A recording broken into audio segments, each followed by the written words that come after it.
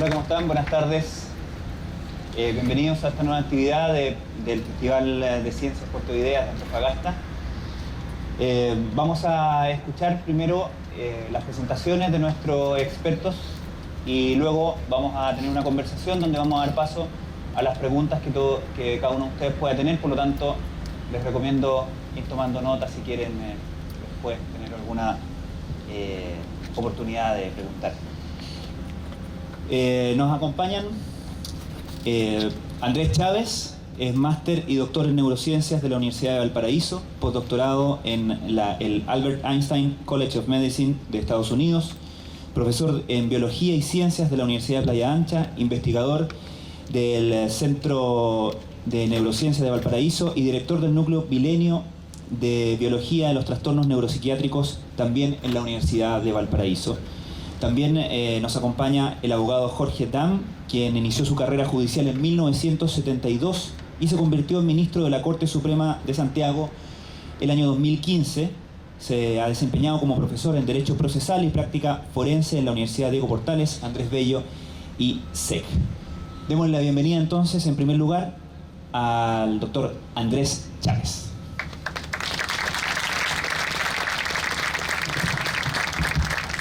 ¿Verdad? Primero que todo quiero comenzar agradeciendo a Puerto de Ideas la oportunidad que me da de contarles qué es lo que hago en realidad. Yo no soy un activista ni mucho menos, y que quede claro que no estoy ni a favor ni en contra, sino más bien todo lo contrario, y van a entender por qué es todo lo contrario, ¿ok? Yo no soy un activista de que hay que fumar o que no hay que fumar. Yo les voy a contar de qué se trata el sistema, por qué hay que entenderlo y por qué necesitamos saber qué es el sistema endocannabinoide antes de comenzar una legislación, un control sobre esta planta. También decir que el título es todo sobre el cannabis. Yo no voy a hablar todo sobre el cannabis. Yo no tengo una experiencia, por ejemplo, en qué semillas ocupar, cómo mantenerlas, al sol, a la luz. No lo sé, porque no me interesa, ¿ok? Me interesa entender qué es lo que hace la planta en tu organismo y por qué. Déjenme partir contándoles un espacio temporal, ¿ok? Y la cannabis se usaba medicinalmente miles de años antes de Cristo. Y la pregunta viene y nace recién en los años 60. ¿Qué es lo que hace el cannabis que yo lo puedo usar medicinalmente? ¿Qué es lo que hace en tu organismo? ¿Cómo actúa? ¿De qué manera funciona este sistema? ¿Ok? ¿Y qué es lo que sabemos, por ejemplo, en el año 41, 42, recién se pudo aislar el hachís, que es una forma en que el cogollo está aplastado, ¿verdad? Y sintetizaron una molécula que se llama THC y que todo el mundo la conoce como tetrahidrocannabinol y es el componente psicoactivo de la marihuana.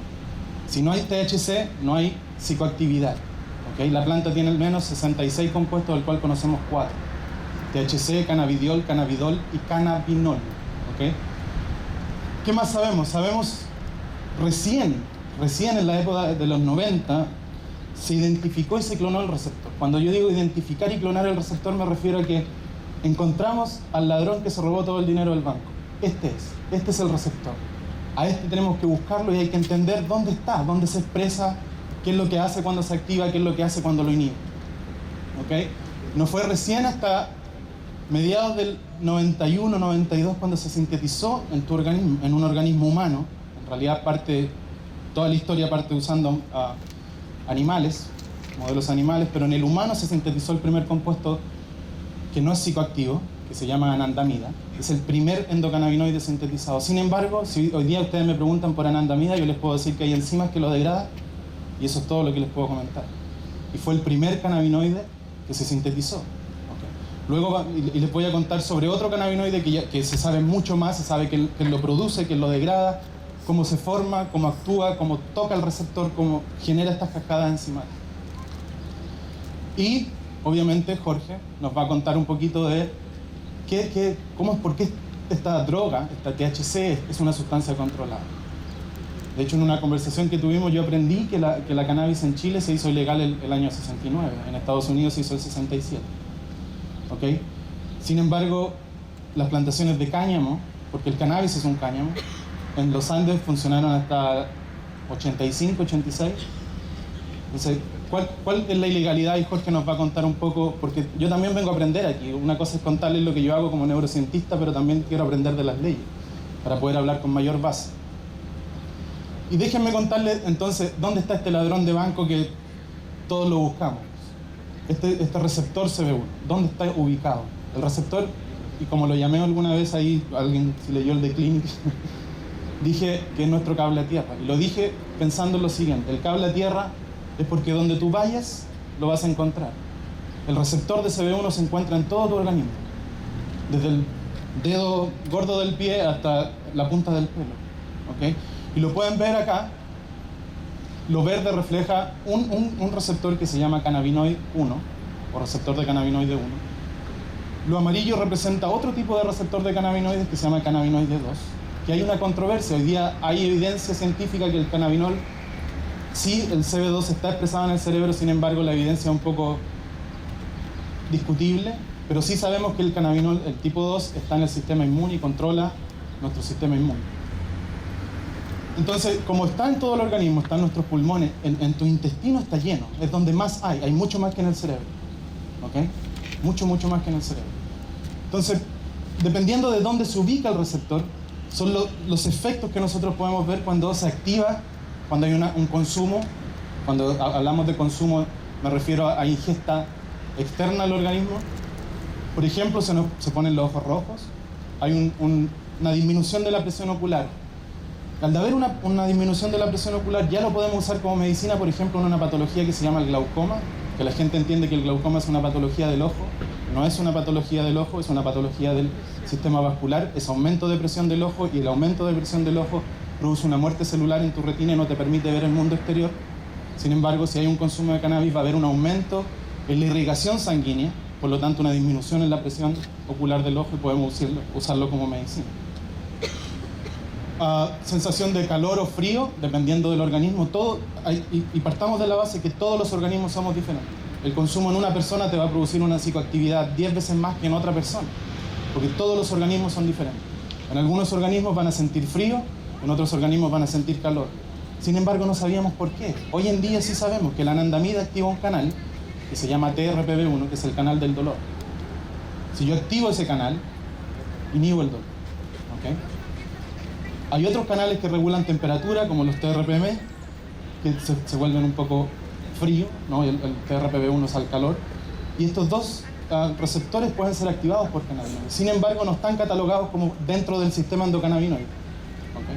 El sistema endocannabinoide solamente son las enzimas que lo producen, el receptor de CB1 y las enzimas que lo degradan. Hay un aumento del ritmo cardíaco y hay una relajación, ¿no? Y ahí viene cómo podemos tildar a la gente de que, oh, sí, tú consumiste, tú no consumiste. ¿Qué sabemos, por ejemplo, dado que está lleno tu intestino, qué sabemos de cuando activamos el receptor o cuando bloqueamos el receptor? Cuando digo activar, es decirle a este ladrón de banco, básicamente, anda a robar otro. Cuando digo inhibir, es decir, no vayas a robar otro. ¿Okay? Sabemos, por ejemplo, que la activación exógena o activación endógena aumenta el apetito.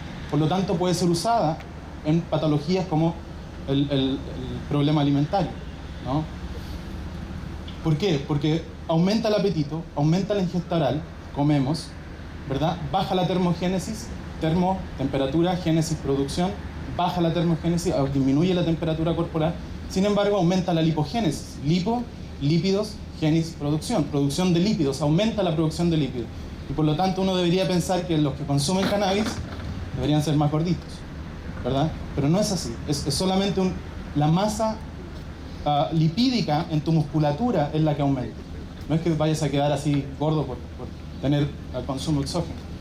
Por el otro lado, si ahora bloqueo el receptor, voy a producir un aumento de la termogénesis y por lo tanto una disminución de la lipogénesis. Voy a disminuir los lípidos y por lo tanto voy a tener menos masa lipídica en el organismo. Entonces déjenme volver a lo que a mi área de especialización. Yo soy neurocientista y me interesa saber qué es lo que pasa en el cerebro. Y no fue recién hasta el 2001 en realidad, que hubo la primera evidencia de que los cannabinoides sí estaban regulando tu sistema nervioso central. Entonces esto abre otra pregunta. ¿Qué pasa con toda la literatura desde el 2000 hacia atrás? ¿Qué pasa con esos artículos científicos que decían que el cannabinoide te produce X o Y. No son válidos porque recién en el 2001 lo entendimos, o sea, 15 años atrás. ¿Ok? Es un sistema completamente nuevo y eso es lo que hay que entender. Es un sistema nuevo y por lo tanto no sabemos mucho del sistema. ¿Y qué sabemos del sistema? Que se volvió un modulador de la transmisión sináptica completo. ¿Y qué es la transmisión sináptica? Y ya les voy a contar lo que es la transmisión sináptica. Sin embargo, por ahí por el 2009-2010, se sabe o se descubre en realidad que la función de este sistema endocannabinoide, que ya supuestamente sabíamos cómo funcionaba y que ya les voy a mostrar cómo es, funciona de una manera completamente distinta. O sea, hay dos maneras de que el sistema puede regular tu función o tu organismo. Y eso se le llama una diversidad, retrógrado versus no retrógrado. Ya les voy a explicar qué es retrógrado y qué no es retrógrado. Entonces déjenme partir por qué es regulación de la transmisión sináptica, o cuando hablamos de transmisión sináptica, ¿qué es la transmisión sináptica? Y tienen que pensar de la siguiente manera: todas nuestras memorias, todos nuestros pensamientos, todas nuestras acciones se basan en la comunicación neuronal. Todo está aquí, está en tu cerebro. Esta pila cargada positiva y negativamente que tenemos aquí adentro. Todo lo que hacemos depende del cerebro. ¿Y cómo se comunican en las neuronas? ¿Cómo puedes tú actuar? ¿Cómo puedes ejercer un aprendizaje? ¿Cómo puedes tener una memoria? ¿Ok? Ocurre en lo que le llamamos circuitos neuronales. Y esos circuitos neuronales, si se lo pueden imaginar fácil, es dos personas dándose la mano, comunicándose el mensaje. ¿Y cómo se comunican las neuronas? A través de un impulso eléctrico, una liberación de neurotransmisores, como pueden ver acá. Se liberan neurotransmisores, llega el impulso nervioso al terminal, se libera el neurotransmisor, activa los receptores en la otra membrana, se depolariza y la otra membrana corre a la siguiente persona a decirle: no, este es el mensaje. De esa manera funcionan las neuronas. Entonces, ¿qué hacen los endocannabinoides en este paso de información entre una neurona y otra? ¿Cómo funcionan? Los cannabinoides, primero que todo, son lípidos, están en las membranas lipídicas. Y por eso son el cable a tierra, son parte de nuestras neuronas, ¿okay? Y son lípidos que se producen bajo demanda. Ahora que yo estoy hablando, ustedes que me están escuchando, hay una demanda en tu cerebro de tratar de entender qué es lo que está pasando. Ustedes están liberando cannabinoides, yo también estoy liberando cannabinoides. ¿En qué proporción? No lo sé, porque todos los organismos otra vez son diferentes. Pero se están liberando continuamente en una acción, en manejar. Cuando yo estoy manejando, estoy liberando cannabinoides para poder coordinar, para poder pensar, para poder actuar. Y estos se activan o se llaman en dependencia de calcio. Y aquí viene el calcio. El calcio es un amigo fundamental del sistema. Si no hay calcio, no hay liberación de endocannabinoides. Hay una entrada de calcio y hay una liberación de este lípido. ¿Y qué es lo que hace este lípido? Y aquí está la estructura molecular de los dos compuestos que les mencionaba, anandamida y 2-AG. Como les decía, sabemos mucho más de 2-AG que anandamida. Y este endocannabinoide, ¿qué es lo que hace? Cruza un espacio sináptico. Ahora tienen que imaginarse cuando ustedes están calentando agua para cocer los fideos y echan el aceite, ustedes ven que se forman pelotitas, ¿no? Lo mismo está pasando en tu cabeza. Este lípido tiene que salir a un espacio acuoso, moverse y activar un receptor. Y este receptor se llama receptor de CB1. ¿Y qué es lo que hace ese receptor? El receptor de CB1 tiene un sitio que reconoce el tetrahidrocannabinol. Y no solo el tetrahidrocannabinol, sino que reconoce cannabidol, cannabidiol y en diferentes concentraciones. Hay algunos que lo activan completamente, hay unos que lo activan parcialmente, hay otros que lo activan y lo vuelven inverso, lo inactivan. ¿Okay? ¿Y qué es lo que pasa cuando activamos este receptor de CB1? Hay una cascada enzimática y no les voy a mencionar nombres porque no viene al caso. Yo quiero que el concepto les quede claro. Que al activar el receptor hay una cascada enzimática que produce un aletardamiento, una disminución, una baja en la probabilidad de liberación. ¿Okay? Y esa baja en la probabilidad de liberación se puede explicar de la siguiente manera. Si yo tengo 5 bolas llenas de neurotransmisores, y cuando llega un impulso nervioso yo las libero todas, ¿verdad? Para poder pasar el mensaje. Si yo tengo el cannabinol activo, ahora solo voy a liberar 2. Y voy a dejar 3 guardaditas para el próximo impulso. ¿Okay? Esa es la disminución que existe en el sistema. El sistema no se apaga, disminuye en intensidad. Y ya se los voy a explicar en términos de la especialización que yo tengo, que es la electrofisiología. Y al hacer esta regulación de la comunicación neuronal, regula lo que es la excitabilidad neuronal y por eso, por ejemplo, se ha asociado mucho en términos médicos al tratamiento de la epilepsia refractaria, porque disminuye. Sin embargo, hasta el día de hoy no hay evidencia científica en cómo y por qué, cómo elimina la epilepsia refractaria y por qué, cómo lo hace. Si yo sé que disminuye el sistema, me va a disminuir lo excitador y lo inhibidor, pero en la epilepsia hay un aumento de la excitación. Hay una descoordinación de las neuronas que están disparando ahí todo el tiempo. Y yo las aletargo, pero aletargo los dos sistemas. Y si aletargo los dos sistemas, ¿cómo es que funciona? ¿Cómo es que se apaga la epilepsia refractaria? No lo sabemos y es interesante mirar. Y déjenme mostrarles esta imagen, que es cortesía de un investigador en Estados Unidos, que es Mackey, en la Universidad de Indiana. Él fue el primero en demostrar la ubicación del receptor en el cerebro. En este caso ustedes están viendo un cerebro de un animalito, que es un ratón, y lo más rojo, donde está bien rojo, en este caso el hipocampo, por ejemplo, que es nuestro centro de la memoria. Si nosotros nos sacan el hipocampo no recordamos nada, podemos vivir el día. No sé si vieron esa película de la muchacha que tiene un problema a la memoria, vive su día y al otro día no recuerda qué es lo que hizo. Si a nosotros nos sacan el hipocampo, eso es lo que pasa, se nos olvida completamente todo lo que aprendemos. Está en el cerebelo. El cerebelo es una estructura que coordina nuestra motricidad fina, nuestra motricidad general. Está en una zona que se llama la amígdala, no son las amígdalas acá. En el cerebro hay una zona que se llama amígdala que controla el miedo. Entonces, se ha asociado que los endocannabinoides controlan el miedo. Yo me vuelvo menos temeroso al tener el sistema activo. Sin embargo, otra vez, va a depender de la persona.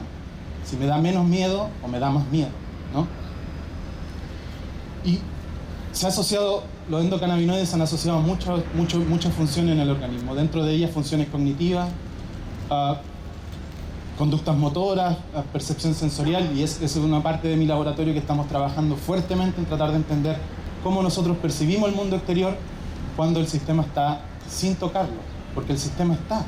Tus ojos están llenos de cannabis, completamente. Tus fotorreceptores, esas celulitas que transducen la luz en un potencial eléctrico, tienen receptores de CB1. ¿Okay? Las células que contienen este impulso nervioso del ojo, que se llaman células bipolares o células ganglionares, también contienen los CB1. Por lo tanto, ustedes cuando me están mirando a mí, cuando están sintiendo el exterior, tienen cannabinoides en sus ojos. ¿Okay? Sin embargo, no sabemos para qué sirve. Y esa es una base de lo que estamos haciendo en el laboratorio. Estamos tratando de entender cómo funciona el sistema. Conducta, neuroprotección, se sabe un poco que hay neuroprotección. Últimamente se sabe que regulan el cáncer. Y aquí hay que tener ojo. La evidencia está, sí, mata las células cancerígenas, pero en un plato. Y un tipo de cáncer, no todos los tipos de cáncer.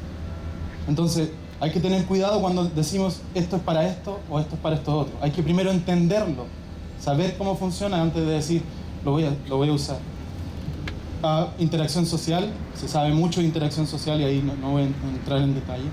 Pero les quiero contar en términos de la neurociencia, cómo nosotros podemos entender el sistema y cómo podemos nosotros entender estas funciones cognitivas. Cómo podemos nosotros decir, ¿te afecta la memoria? ¿Te afecta el aprendizaje? ¿O no te afecta la memoria o no te afecta el aprendizaje? ¿Cómo lo hacemos? Lo hacemos en modelos animales, porque no podemos trabajar en humanos. ¿Okay? Por eso es necesario tener modelos animales, porque no podemos trabajar directamente. Y en este caso, es un corte del cerebro de una rata, y en mi caso particular yo soy electrofisiólogo, corriente, fisiólogo, trato de entender la fisiología en base a la corriente. Porque nosotros somos baterías, estamos cargados positiva y negativamente. Eso es todo. Como me gusta decirle a los estudiantes, es una ecuación fácil. B igual I por R. Eso es todo lo que somos. Somos un voltaje, una corriente y una resistencia. Eso es lo que somos. Entonces, quiero entender ese B igual I por R en términos del sistema endocannabinoide. Cómo el sistema endocannabinoide regula esta ecuación. ¿Okay? Y lo que usamos son pipetas de vidrio, muy finitas, que tienen 4 micras, 0.04 milímetros en la punta. Y vamos y tocamos una neurona y le preguntamos cómo te sientes. ¿Puedes aprender o no puedes aprender? ¿Puedes recordar o no puedes recordar? ¿Okay? Y en un esquema, por ejemplo, todas las neuronas reciben input. Estimulamos una neurona y registramos en la otra y vemos esta corriente. ¿Okay? Una corriente sináptica. En este caso es una corriente de receptores que se llaman de AMP. Y eso yo lo puedo seguir en tiempo. Le puedo preguntar a la neurona, ¿cómo te sientes todo este rato? ¿Tú estás aprendiendo? Ok. ¿verdad? Y luego le digo, ¿sabes qué? Quiero que aprendas sobre los endocannabinoides. Y para que nosotros podamos aprender, hay potencial en nuestra cabeza, ¿no? Ritmos teta, ritmos gamma. Y fisiológicamente nosotros podemos usar esos ritmos para poder estimular la neurona y preguntarle si puede aprender. Y en este caso, lo que le conocemos como las bases celulares y moleculares del aprendizaje y la memoria, que es lo que le llamamos una LTP o LTD, por potenciación a largo plazo o depresión a largo plazo. Entonces lo primero que van a ver, le voy a preguntar a la neurona, ¿tú puedes aprender sobre endocannabinoides? Y la neurona me contesta, sí, aprendí, aumenté mi potencia sináptica. No es que mi cerebro crezca, sino imagínate todos los que leemos, tendríamos así una cabeza. No crece tu cabeza. Tus neuronas aumentan, tus sinapsis, si se lo imaginan como un bracito de pulpo que tiene estos tentáculos y estos pedúnculos, nacen nuevos pedúnculos. ¿Okay? Así es como aprendemos. Nacen nuevos pedúnculos o se eliminan nuevos pedúnculos, y lo que son sinapsis. Y en este caso, la neurona aprende. Y como pueden ver en la corriente aumenta. Y eso es lo que yo puedo decir, ok, esta neurona sí aprendió. Pero también la puedo hacer olvidar a una frecuencia distinta. Y ahora la respuesta me va a disminuir. ¿Ok? ¿Y qué sabemos de ese sistema? ¿Cómo ocurre esta potenciación o esta depresión? Sabemos que se generan potenciales de acción, se libera la transmisión sináptica, aumenta el calcio intracelular y aumentan receptores, o se salen receptores. Si yo aumento receptores, tengo una potenciación a largo plazo. Si yo saco receptores, tengo una depresión a largo plazo. Y esa es la base científica de la memoria y del aprendizaje. Entonces viene la pregunta que se la pueden hacer cualquiera, porque científicos somos todos. Desde el día que nacemos y nos preguntamos el por qué estamos aquí, ya somos científicos. Pero la pregunta clave es, ¿qué es lo que hacen los endocannabinoides aquí? ¿Cómo funcionan? ¿Nos regulan la memoria o no nos regulan la memoria? ¿Qué es lo que hacen en esta transmisión sináptica? Entonces, se descubrió, miren el año, 2006, 10 años atrás. Es un sistema completamente nuevo, no sabemos nada del sistema. ¿Y qué se descubrió? En que si ellos le estaban preguntando a la neurona ¿cómo te sientes? No, la neurona respondía en un ritmo. Ahora le aplicaron cannabinoide exógeno y la neurona dejó de responder. Y luego vuelve al ritmo, ¿no? Y nuevamente si yo le aplico cannabinoide, disminuye y empieza a volver. Y eso es lo que le llamamos una memoria a corto plazo. ¿Ok? Entonces los endocannabinoides regulan tu memoria a corto plazo. Ahora, si yo hago un consumo masivo, muchísimo, activo el receptor con mucha fuerza, lo que genera es una depresión a largo plazo. Por lo tanto, uno diría, ops, los endocannabinoides te están haciendo olvidar. Están eliminando tu memoria. Pero no es así. Solamente cambia tu memoria a corto plazo. Eso quiere decir que yo estoy conversando contigo y puedo perder el ritmo de la conversación. ¿Ok? ¿Qué más quiere decir? En que en 10 minutos más yo no me voy a acordar de todo lo que hablamos. En ese aspecto, sí, el consumo externo de cannabinoides, o en realidad el sistema endógeno propio, produce este olvido transitorio. Pero nosotros, para poder hacer esta LTD o LTP que les mencionaba, necesitamos soñar. Para poder aprender necesitamos soñar y llegar a un estado que se llama sueño REM. Y el consumo exógeno de cannabinoides, por ejemplo, no te permite hacer sueño REM. Tienes el mejor dormir, el mejor pasar de la noche. Sin embargo, tu cerebro, que necesita aprender, que necesita memorizar, lo va a olvidar. Entonces sí, ahí afecta la memoria a largo plazo. Pero no es que vayas a quedar tonto, como dice la gente por ahí. El primer mito, derribando un mito. ¿Y cómo supimos que esto es real? Porque si usamos un antagonista que se llama AM251, se bloquean estos efectos. Ya no hay una mediación de la transmisión sináptica. Entonces, lo que siempre me gusta terminar con esto es, dime dónde estás y te diré quién eres, ¿verdad? Entonces podemos ir a zonas del cerebro. ¿Dónde estás, por ejemplo? El receptor está en el hipotálamo, por lo tanto va a controlar tu temperatura corporal, la alimentación, el sueño-vigilia. Sueño-vigilia me refiero a dormir y despertar. El equilibrio hídrico, el ritmo cardíaco, si está en la amígdala, el miedo, el placer, en el hipocampo, la memoria, el aprendizaje, en el cerebelo, la coordinación motora. ¿Qué es lo que nos espera en los siguientes 15 o 20 años? Primero, que está esta discusión sobre la legalidad, si es legal o no es legal usar el sistema.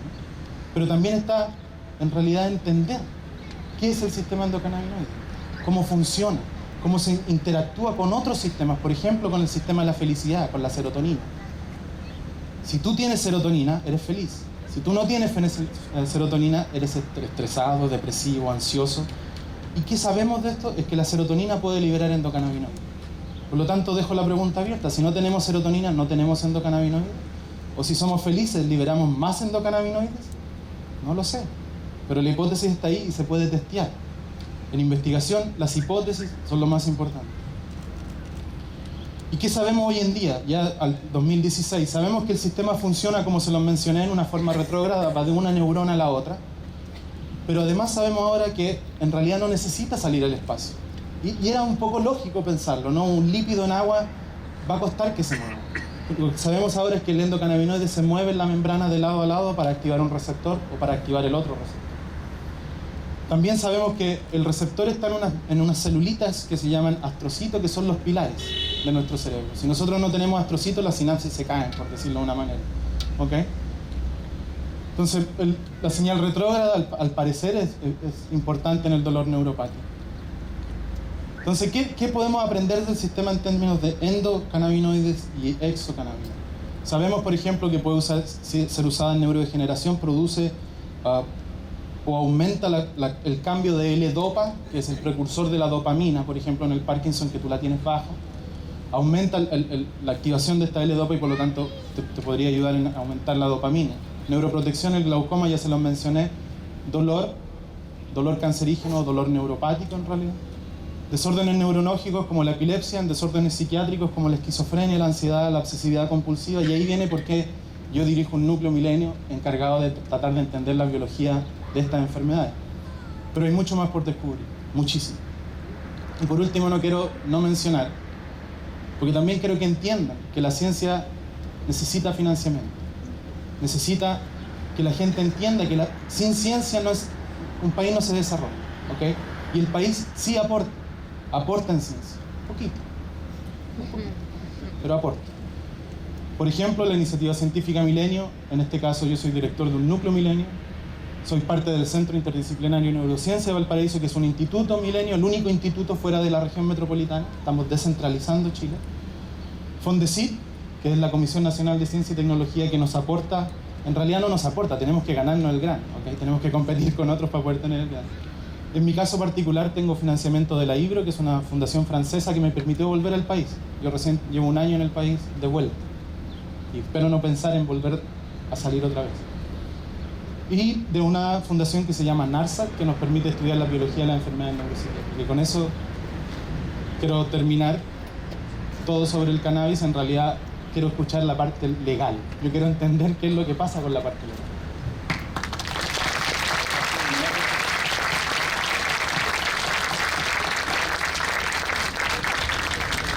Gracias.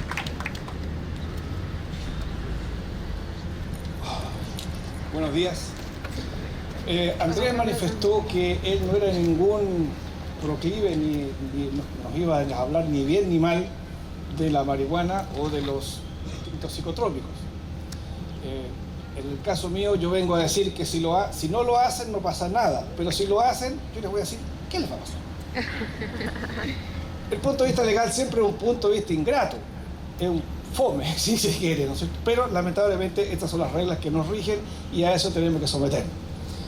En Chile en este momento la marihuana tiene el mismo tratamiento de las drogas en general, las drogas duras en general, o sea, traficar, poseer, fumar, consumir, vender o comprar cocaína tiene el mismo tratamiento que si lo hiciéramos así con la marihuana. Es exactamente lo mismo. Y entendiendo qué entendemos por droga. Normalmente definición legal no hay, pero entendemos que droga es cualquier sustancia mineral o vegetal o animal que introducida en un organismo vivo es capaz de modificarle una o varias funciones, produciendo dependencia física o psíquica. Eso es lo que normalmente se entiende por ahí. Ahí entramos y podemos definir qué es droga, la cocaína, la pasta base, las bebidas alcohólicas. También lo son. Y el café, el té, el mate, etc. ¿Por qué? Porque producen estas alteraciones.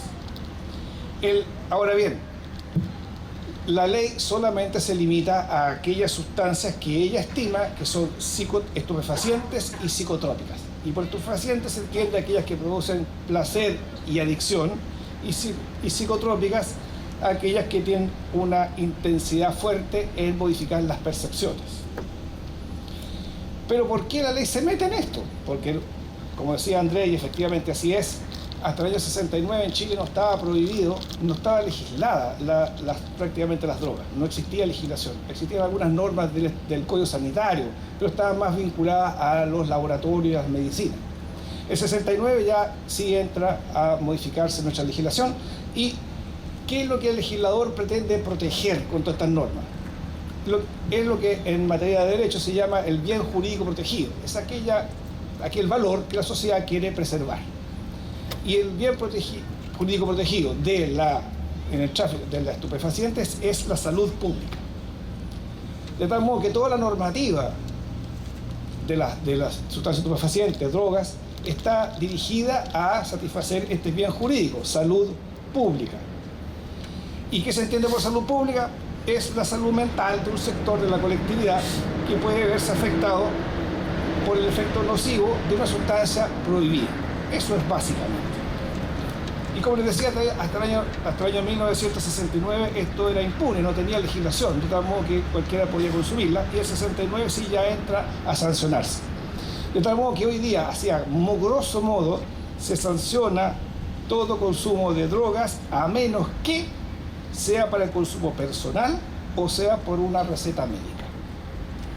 ¿Por qué? Porque lo que se protege, como les decía, es la salud pública, de tal modo que se entiende que en un Estado democrático de derecho los individuos tienen suficiente autodeterminación como para privadamente poder consumir droga y no tenga ningún efecto legal. En general en el mundo, hasta el siglo XX no había sanción en ninguna parte. Y en el año 1912, muchos dicen que por presión de los Estados Unidos de Norteamérica, finalmente se crea lo que se llama el Estatuto del Opio, que es una convención que es del año 25, más atrás, en que un grupo de países, fundamentalmente europeos, establecen reglas de que todos los países se comprometen a controlar el opio, que era de esa época lo que se usaba, pero también introducen que allí no se debe comercializar la cocaína en ninguna manera. Nosotros estamos en América y estamos con la influencia bastante fuerte de los Estados Unidos de Norteamérica, razón por la cual las políticas norteamericanas nos influyen. Y ellos en aquellas épocas tenían todo un problema, se cuestionaba mucho en la sociedad, todos aspectos religiosos, morales, políticos, el Estado limpio, el prohibicionismo del alcohol, etc. Finalmente, en el año 1929, se penaliza la marihuana en Norteamérica. Y esto coincide con la gran depresión económica que tuvieron los norteamericanos, que fue en esa misma época, produjo una tremenda cesantía, un tremendo malestar, digamos, en general en la población, pero lo que los afectó más fuerte fue la cesantía. Los puestos de trabajo los competían los norteamericanos con los mexicanos, y aquí empezamos con nada nuevo bajo el sol, dirán ustedes, y aquí empezamos con los problemas. ¿Por qué? Porque se le atribuía que el mexicano le robaba los puestos de trabajo a los norteamericanos. Y quienes consumían mayoritariamente en aquella época eran los mexicanos.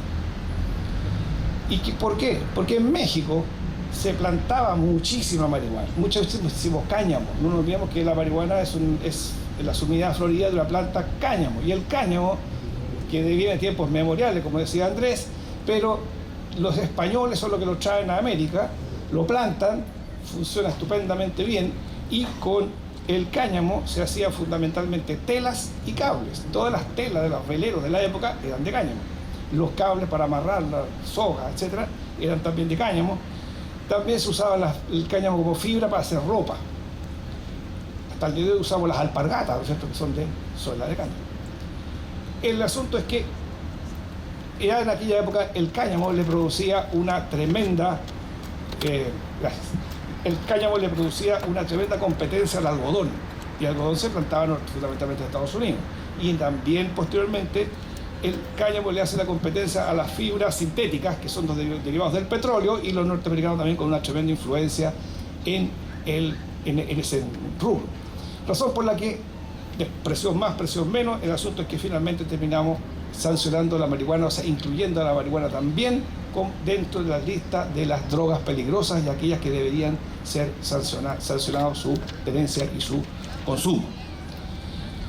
Dicen que de aquella época viene la expresión marihuana. Y marihuana viene de Mary y Jane. Mary, María, y Jane, Juana, porque dicen que el nombre más común en México es María, Mary, y el nombre más común de los varones en México es Juan. Y Juan se transformó en Juana, Mary Jane. De Mary Jane, marihuana. Y aquí estamos. En Chile. Acá, como decía yo, en el año 1969 finalmente se prohibió la marihuana.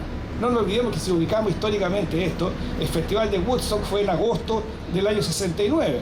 En Chile se penalizó en junio del 69, así casi fuimos precursores, más o menos.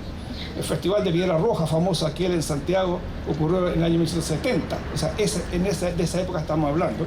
Finalmente, ahí se introducen ya las normas de prohibición del tráfico de estupefacientes e incluyen también a la marihuana. De allí hasta el día de hoy se han dictado diversas leyes, pero todas más o menos en el mismo espíritu. Hoy nos rige la ley 20.000 con su reglamento. Se aplica también muy poco el Código Penal, eso solamente en base a las reglas, y se refiere también al tema de las leyes sobre el lavado de dinero por el negocio ilegítimo que se produce con su tráfico. En definitiva, ¿qué es lo que se sanciona? ¿Qué es lo que la ley prohíbe y sanciona? Dice la norma que está prohibido elaborar, fabricar, transformar y preparar sin autorización, ojo, sustancias o drogas estupefacientes. Y aquí hace un distingo la ley. Establece dos grandes categorías. Una categoría dice que son aquellas drogas capaces de provocar graves efectos tóxicos o daños considerables en la salud, grupo 1, y aquellas que, si bien producen, no tanto, grupo 2. ¿Dónde está la marihuana? La marihuana estuvo hasta el año 2015 en el grupo 2, es decir, aquellas drogas que no producían tanto efecto. Y la distinción que hace es por la penalidad. Aquellas que producen un efecto grave, penalidad alta; las que producen un efecto más leve, penalidad más baja. La marihuana estaba en la más baja. Pero hoy día, a contar del 1 de enero de este año, la marihuana se traspasa a la lista de las drogas más peligrosas y por lo tanto está en la misma categoría, como decía, que la cocaína. De tal modo que en vez de bajar la penalidad, la subimos. También se sanciona a aquellos que poseen elementos para fabricar, elaborar drogas y todos los precursores, que son aquellas sustancias que permiten hacer los procesos químicos para producir las drogas. Y se sanciona también a todos los que trafican, induzcan, promuevan o faciliten el uso de droga o las sustancias precursoras, y también se pena el uso y consumo. Y como consecuencia quedan castigados también todos los que importen, exporten, transporten, adquieran, trafiquen, sustraigan, posean, suministren, guarden o porten sustancias y materias primas. O sea, todas las conductas había y por haber que usted se puede imaginar, aquí están comprendidas. Pues bien, aquí hay un tema ya que excede la ley, sino que se trata de políticas criminales. Porque en general las leyes penales lo que pretenden son dos efectos. Uno, que como yo voy a sancionar una conducta, yo quiero que el sujeto no la cometa. Y si la comete, bueno, le impongo una pena. Acá entonces lo que se dijo, bueno, aquellas drogas que produzcan un grave efecto, una sanción alta; las que no es tan fuerte el efecto, una sanción un poco más baja. Pero bueno, ¿cuál es cuál? Y aquí la ley le dice, bueno, un reglamento será el que determinará cuáles son de cuál y cuál categoría. ¿Quién dicta ese reglamento? El presidente de la República. ¿Lo puede cambiar? Sí. ¿Cuántas veces? Las que quiera. Y esto se cambió hace poco. Entonces, en el primer listado está la cocaína, por supuesto, y también la marihuana. En el segundo listado, drogas que hacen un efecto menor. Entonces, aquí veo, como decía yo, un tema de política pública. O sea, ¿qué es lo que el legislador pretende? O en general nuestros sistemas políticos pretenden. Porque muchos dirán, oiga, pero si la marihuana hoy día está prohibida, sí. ¿Por qué? Porque está en este reglamento, sí. O sea, si la sacamos del reglamento, ¿deja de estar prohibida? Sí. Bueno, ¿y por qué está? Y hay que preguntarle a nuestras altas autoridades. Entonces, se escucha mucho, hay que cambiar la ley para poder yo poder fumar marihuana o plantar una matita de cáñamo. Sí, se puede, pero no es solamente ese el camino, también existe este otro. ¿Por qué no se usa? Eso ya son parte de las políticas públicas. Pero bien, pasó en el país que, sobre todo aquí en el norte, era muy fuerte el tráfico de estupefacientes. De tal manera que se castiga el que trafica marihuana, perdón, el que trafica cocaína, que es lo mismo. Acá hay mucha pasta base, que es el gran problema. El que la trafica tiene una pena alta. Pero es lo mismo traficar o vender 1 kilo que 1 gramo. La ley no hace ningún distingo, la pena es la misma y los jueces aplicaban exactamente la misma pena. Pero se encontraban con que era absurdo aplicar penas tan altas por cantidades tan ínfimas, 1 cigarrillo o 2. Esto presionó y finalmente se creó una figura nueva, que es el consumir, el traficar pequeñas cantidades de drogas. Entonces a este tráfico de pequeñas cantidades se le puso una sanción muchísimo más baja. Pero, ¿qué se entiende por pequeña cantidad? La norma no lo dice, el carabinero no lo entiende, el policía tampoco, y finalmente, ¿a quién el que decide eso? Finalmente va a ser el juez. De tal manera que hoy día la definición de pequeña cantidad de droga queda entregada prácticamente exclusivamente al juez decidir si esto es pequeña cantidad o es una mayor cantidad. Y aquí entra todo. El que posee una pequeña cantidad de cocaína, pasta base o marihuana es exactamente el tratamiento es el mismo. Y esto es sancionado, a menos que justifique que es un tratamiento médico o que lo va a usar próximo en el tiempo, es decir, para mi consumo personal. La única excepción que existe al respecto es que, oiga, mire, sí, está bien que sea poquita la cantidad, pero es tan pura que no le creo que sea para su consumo personal. Usted esto lo va a consumir a largo plazo o lo va a traficar. Entonces, en ese caso, queda fuera. En ese caso no se permite presumir. Pero, en general, si es pequeña cantidad, se acepta.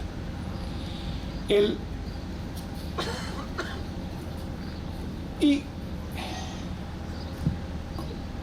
cabe que analizar el tema del consumo. Pues bien, si yo estoy entendiendo que estoy en un estado, en un país democrático y yo puedo o no puedo en mi esfera privada, ya no afectando a la salud pública, sino afectando mi propia salud individual, si se quiere, ¿puedo yo consumir drogas? La respuesta, como buen abogado, es sí y no, depende. Pero en primer lugar, ¿puedo yo consumir drogas en un lugar público? La respuesta es no.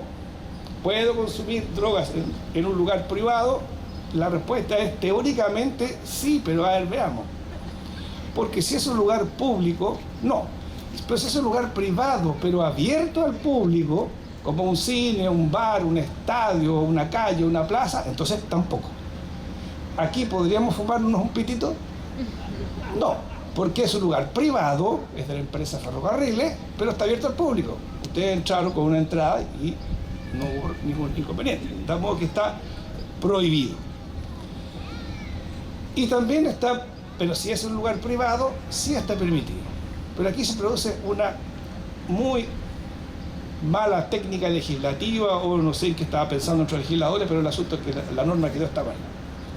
Si yo voy por la calle y me encuentro con Pedro, amigo mío, Pedro, qué gusto de verte, te invito a mi casa a tomarnos un trago, no hay un problema, alcohol. Y estando en mi casa, mientras nos servimos los copetes, oye, tengo unos pititos, fumemos, consumamos, llames, ¿cometemos alguna infracción? No. ¿Por qué? Porque estoy en un lugar privado consumiendo una sustancia prohibida, pero en un lugar privado, no hay problema. La misma situación. Hola Pedro, ¿cómo estás? Bien, fantástico, tan tiempo que nos vemos. Te invito a mi casa a tomarnos un trago, fantástico. Oye, y tengo unos pititos. Ahí caigo. ¿Por qué? Porque el concierto para fumar o consumir fue en un lugar en la calle, en un lugar público. Entonces nos encontramos con estas situaciones claro, esto es requete contra difícil de probar, pero la norma es así. Entonces consumir en un lugar público, como les decía, está prohibido, y en un lugar está permitido con estas diferencias. Ahora bien, bueno, y si me pillan, ¿qué pasa? Le aplican una multa, o sea, una cosa menor, la multa es en dinero. Hoy día la multa mínima son 45.000 pesos, números redondos. Pero también el juez me puede obligar a asistir a programas de rehabilitación, a participar de actividades de beneficio de la comunidad. Y aquí viene la otra más. Pero además lleva como pena accesoria la suspensión del carnet para manejar. Pregunta, ¿y qué tiene que ver la licencia de conducir con consumir marihuana? O la sustancia estupefaciente que sea. Ninguna. Pero de repente el legislador se pone creativo y le gusta pinchar, digamos, a las personas que están destinadas, porque la suspensión de licencia de conducir no tiene nada que ver. Y ojo, que también se suspende la licencia de conducir a aquellos papás que no pagan las pensiones alimenticias. Porque el juez le dice, pague y le suspende la licencia. ¿Qué tiene que ver? No sé, pero un poquito por fregar, ¿eh? Que te duela. El tema ya específico de la marihuana, hoy día plantar marihuana está permitido, la respuesta es no, en general, porque solamente yo puedo plantar, pero con autorización del SAC.